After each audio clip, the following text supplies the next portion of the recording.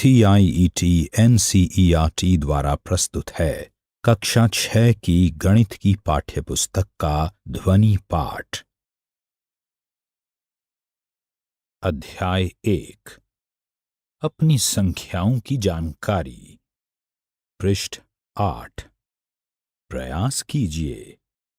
संख्याओं को पढ़कर उन्हें रिक्त स्थानों में प्रसारित रूप में और उनके नाम लिखिए।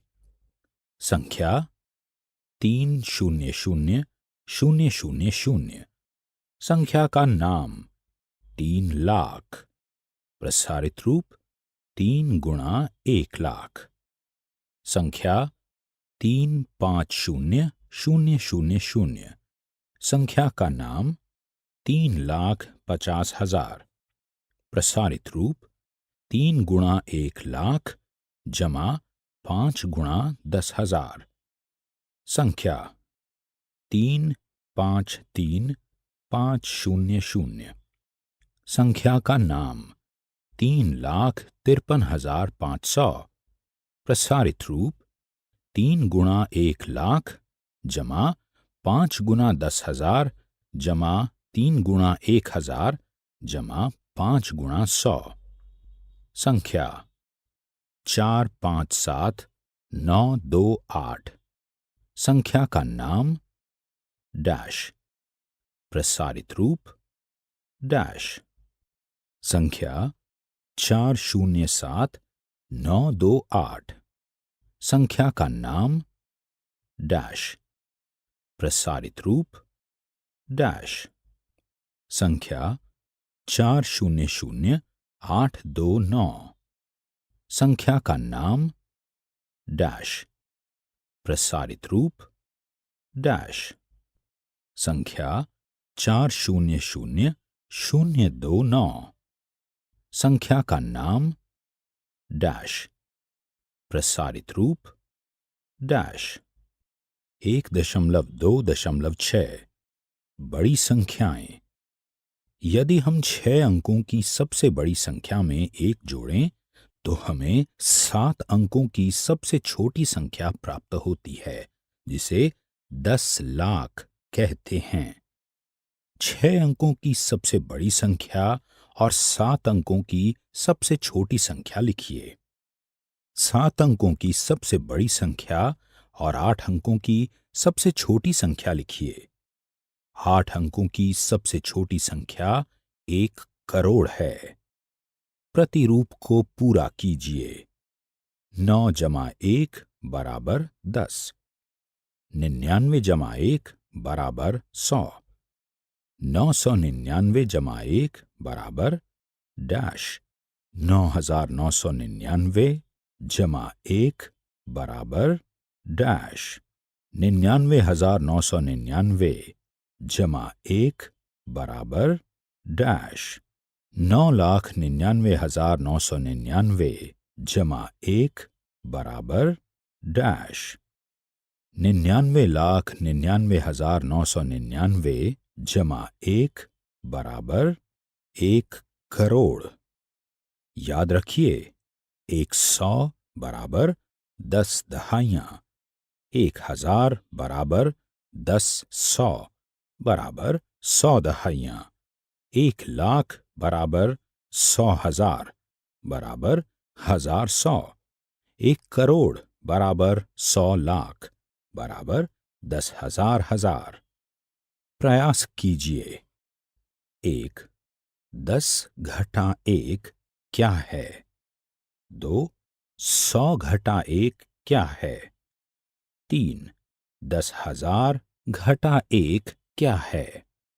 4 1 लाख घटा 1 क्या है? 5 1 करोड़ घटा 1 क्या है?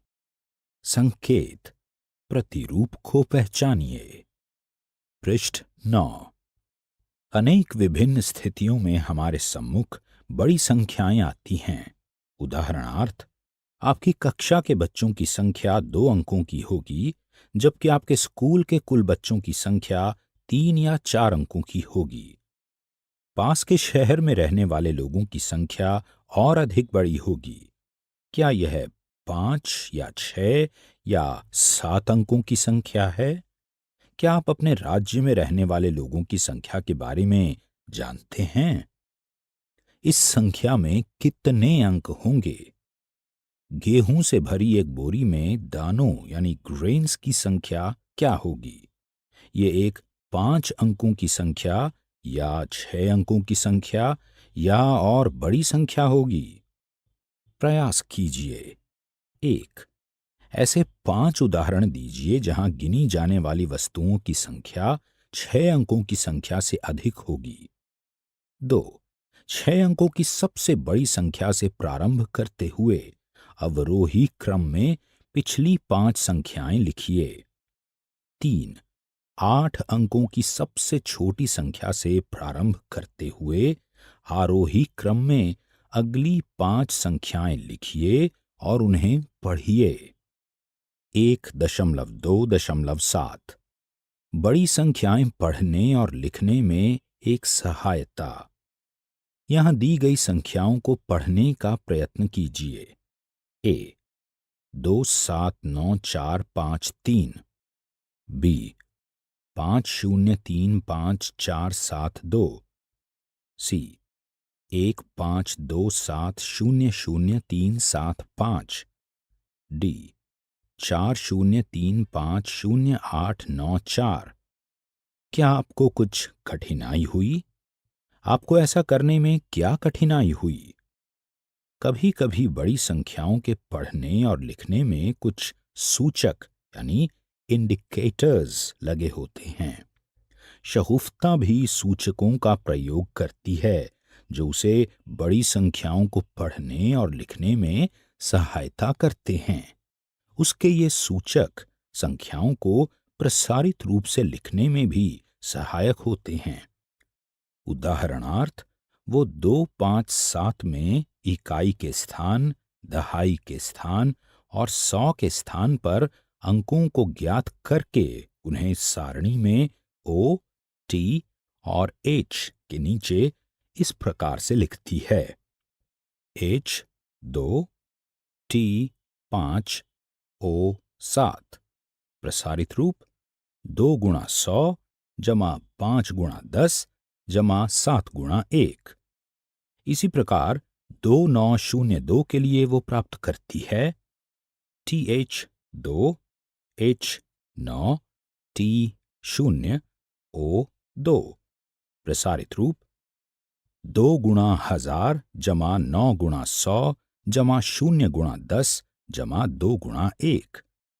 वो इस अवधारणा को लाखों तक की संख्याओं के लिए लागू करती है, जैसा कि यहां दी गई सारणी में देख सकते हैं।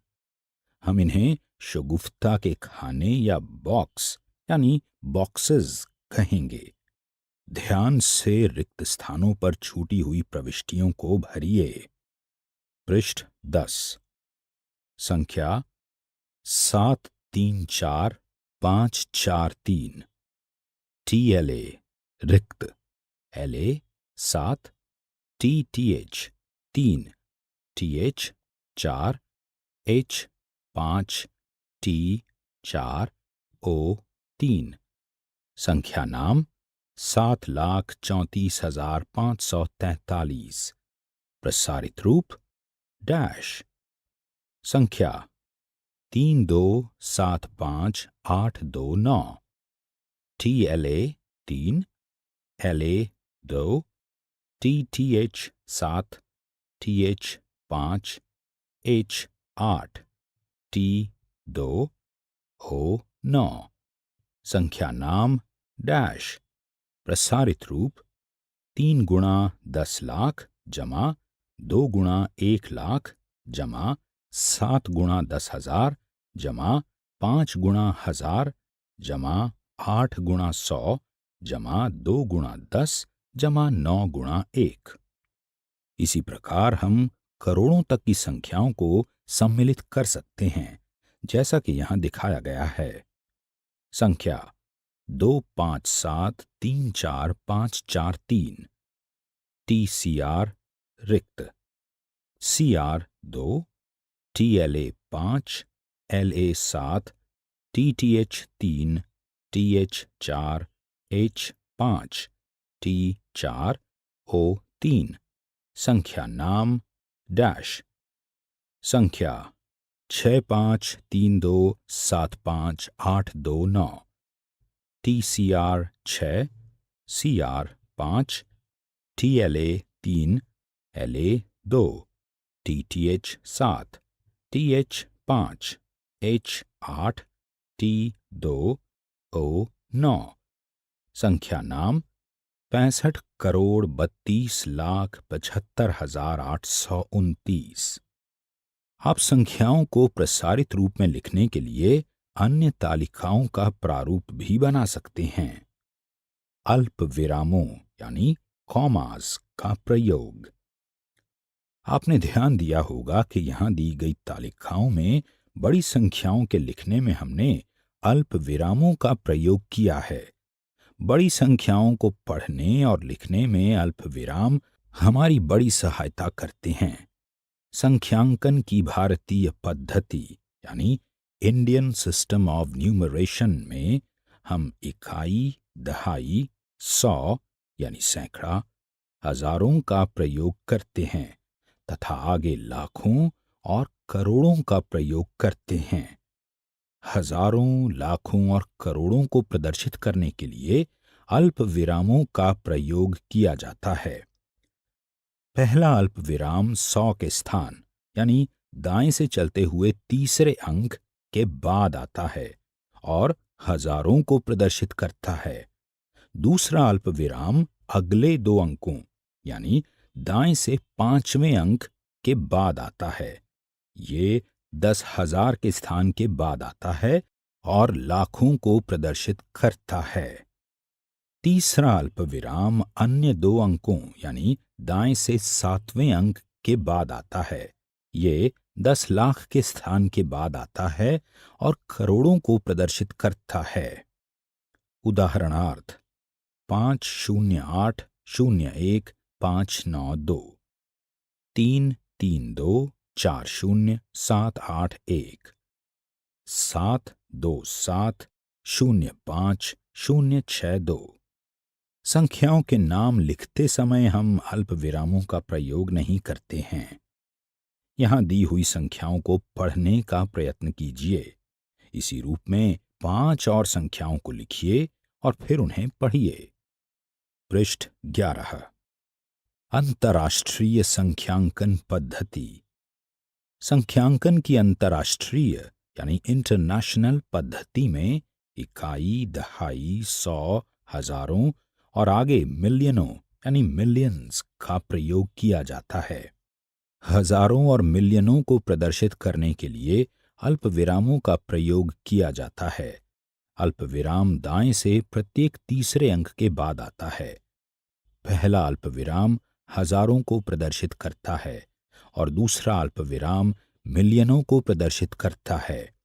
उदाहरणार्थ संख्या 50801,592 को अंतर्राष्ट्रीय पद्धति में 50,801,592 पढ़ा जाता है। भारतीय पद्धति में ये 5,08,01,592 है। कितने लाख से 1 मिलियन बनता है? कितने मिलियन से 1 करोड़ बनता है? 3 बड़ी संख्याओं को लीजिए। इन्हें भारतीय और अंतर्राष्ट्रीय दोनों संख्यांकन पद्धतियों में व्यक्त कीजिए। इसमें आपकी रुचि हो सकती है। 100 मिलियनों से बड़ी संख्याओं को व्यक्त करने के लिए अंतर्राष्ट्रीय पद्धति में बिलियनों अर्थात बिलियंस का प्रयोग किया जाता है। 1 बिलियन बराबर 1000 मिलियन। क्या आप जानते हैं भारत की जनसंख्या में इस प्रकार वृद्धि हुई है। 1921 से 1931 के अंतराल में करीब 27 मिलियन, 1931 से 1941 के अंतराल में करीब 37 मिलियन, 1941 से 1951 के अंतराल में करीब 44 मिलियन, 1951 से 1961 के अंतराल में करीब 78 मिलियन, 1991 से 2001 के अंतराल में कितनी वृद्धि हुई? इस जानकारी को प्राप्त करने का प्रयत्न कीजिए। क्या आप जानते हैं कि इस समय भारत की जनसंख्या कितनी है? पता करने का प्रयत्न कीजिए। प्रयास कीजिए। 1। इन संख्याओं को बक्सों का प्रयोग करते हुए लिखिए और फिर प्रसारित रूप में लिखिए। 1 475320। 2 98472115। 3 97645310। 4 30458094। ए, इनमें कौन सी संख्या सबसे छोटी है? बी, इनमें कौन सी संख्या सबसे बड़ी है? सी, इन संख्याओं को आरोही और अवरोही क्रमों में व्यवस्थित कीजिए। 2। यहां दी गई संख्याओं को देखिए। 1 527864। 2 9543 3 18950049। 4 70002509। ए, इन संख्याओं को बक्सों का प्रयोग करते हुए लिखिए और फिर अल्प विरामों का प्रयोग करते हुए लिखिए। बी, इन संख्याओं को आरोही और अवरोही क्रमों में व्यवस्थित कीजिए। 3। ऐसी ही 3 और बड़ी संख्याएं लेकर इस प्रक्रिया को दोहराइए। पृष्ठ 12। क्या आप संख्यांक लिखने में मेरी सहायता कर सकते हैं? एक संख्या के संख्यांक लिखने के लिए आप पुनः बक्सों का प्रयोग कर सकते हैं। ए 42,70,008। बी 2,90,55,800। सी 7,60,60,055। प्रयास कीजिए। 1। आपके पास 4, 5, 6, 0, 7 और 8 के अंक हैं। इनका प्रयोग करते हुए 6 अंकों की 5 संख्याएं बनाइए। ए, पढ़ने में सरलता के लिए अल्प विराम लगाइए। बी, इन्हें आरोही और अवरोही क्रमों में व्यवस्थित कीजिए। 2। अंकों 4, 5, 6, 7, 8 और 9 का प्रयोग कर 8 अंकों की कोई 3 संख्याएं बनाइए। पढ़ने में सरलता के लिए अल्प विरामों का प्रयोग कीजिए। 3।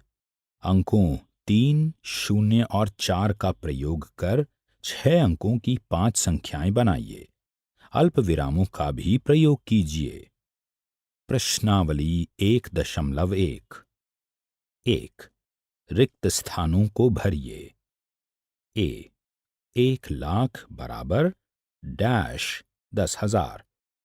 बी 1,000,000 बराबर डैश 100,000।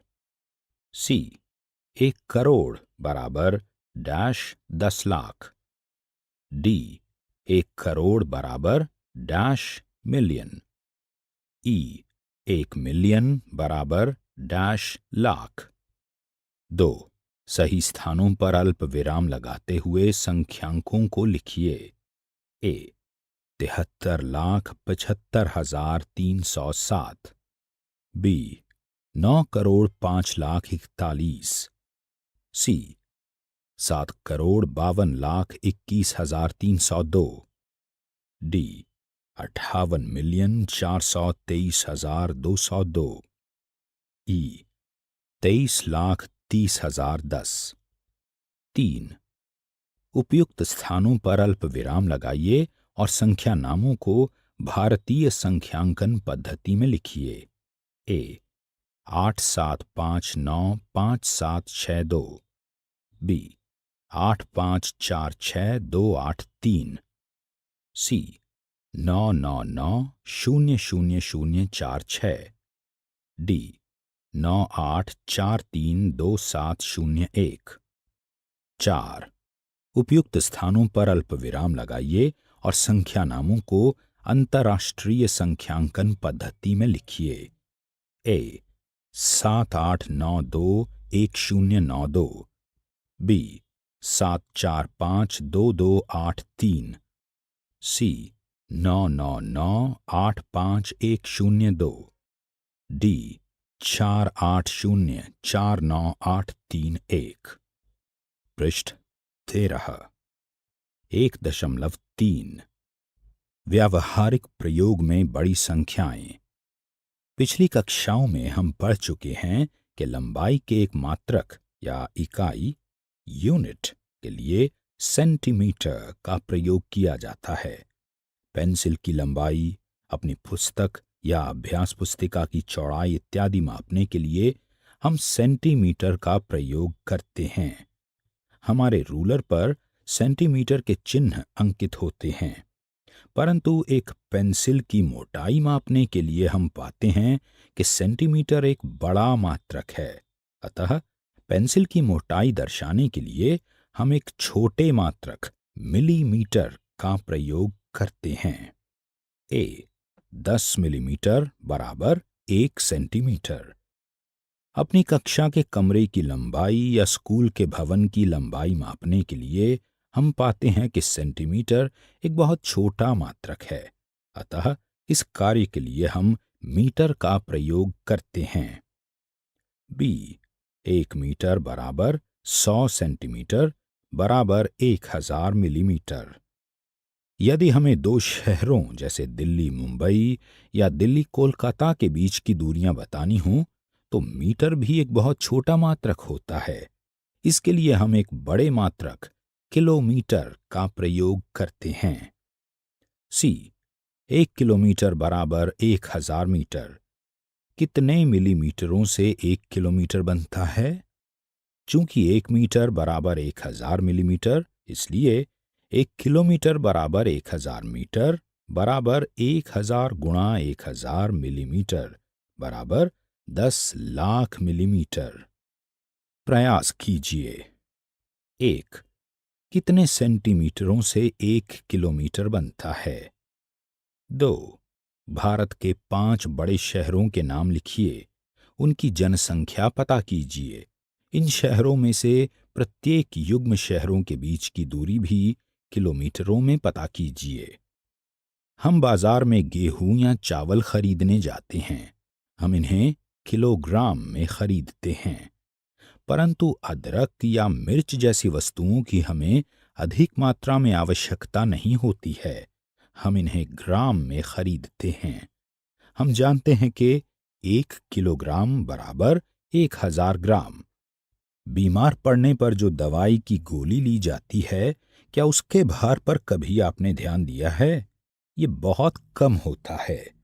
ये भार मिलीग्राम में होता है। 1 ग्राम बराबर 1000 मिलीग्राम। प्रयास कीजिए। 1 कितने मिलीग्राम से 1 किलोग्राम बनता है? 2 दवाई की गोलियों के एक बक्से में 2 लाख गोलियां हैं, जिनमें प्रत्येक का भार 20 मिलीग्राम है।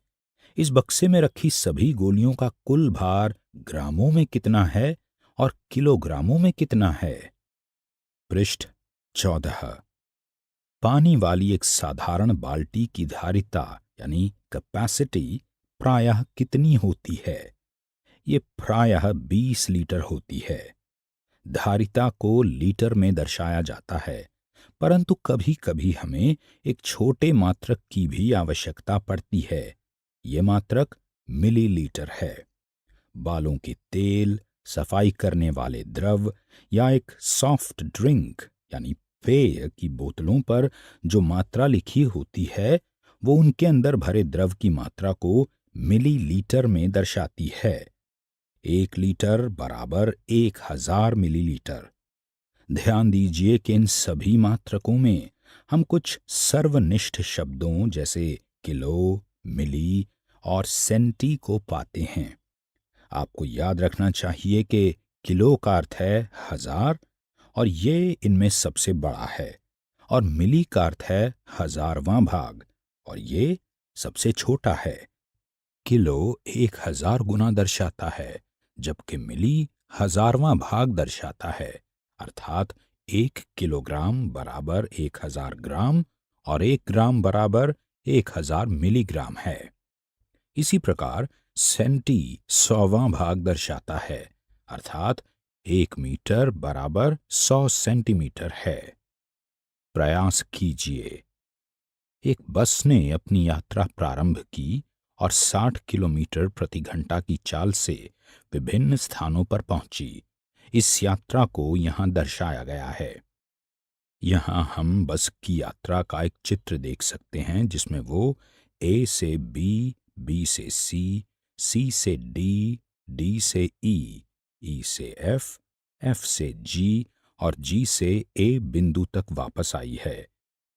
एक बिंदु से दूसरे बिंदु तक पहुंचने की दूरी साथ में लिखी हुई है। 1. ए से डी तक जाने में बस द्वारा तय की गई कुल दूरी ज्ञात कीजिए। 2.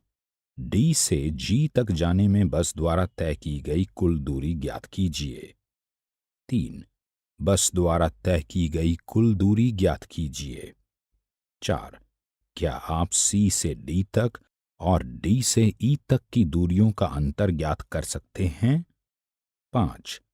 बस द्वारा निम्नलिखित यात्रा में लिया समय ज्ञात कीजिए। ए से बी तक, बी सी से डी तक, सी ई से जी तक, डी कुल यात्रा। रमन की दुकान। वस्तुएं। दर: सेब 40 रुपए प्रति किलोग्राम, संतरा 30 रुपए प्रति किलोग्राम, कंघा 3 रुपए प्रति नग, दांतों का ब्रश 10 रुपए प्रति नग, पेंसिल 1 रुपए प्रति नग, अभ्यास पुस्तिका 6 रुपए प्रति नग, साबुन की टिकिया 8 रुपए प्रति नग। पृष्ठ 15। पिछले वर्ष की बिक्री। सेब 2457 किलोग्राम, संतरा 3400 किलोग्राम, कंघा 22760, दांतों का ब्रश 25367, पेंसिल 38530, अभ्यास पुस्तिका 40002, साबुन की टिकिया 20005। ए. क्या आप रमन द्वारा पिछले वर्ष बेचे गए सेब और संतरों का कुल भार ज्ञात कर सकते हैं? सेबों का भार बराबर डैश किलोग्राम, संतरों का भार बराबर डैश किलोग्राम, अतः कुल भार बराबर डैश किलोग्राम जमा डैश किलोग्राम बराबर डैश किलोग्राम। उत्तर: संतरों और सेबों का कुल भार बराबर डैश। बी. क्या आप रमन द्वारा सेबों को बेचने से प्राप्त कुल धनराशि ज्ञात कर सकते हैं? सी. क्या आप रमन द्वारा सेबों और संतरों को बेचने से प्राप्त कुल धनराशि ज्ञात कर सकते हैं? डी. रमन द्वारा प्रत्येक वस्तु के बेचने से प्राप्त धनराशियों को दर्शाने वाली एक सारणी बनाइए। धनराशियों की इन प्रविष्टियों को अवरोही क्रम में व्यवस्थित कीजिए। वो कौन सी वस्तु है जिससे रमन को सबसे अधिक धनराशि प्राप्त हुई? ये धनराशि क्या है? अभी आप सुन रहे थे कक्षा 6 की गणित की ध्वनि पाठ्य पुस्तक। वाचन स्वर गौरव मारवा। निर्माण सहयोग सौम्या मलिक। निर्माण विमलेश चौधरी तथा प्रस्तुति CIET NCERT नई दिल्ली, भारत।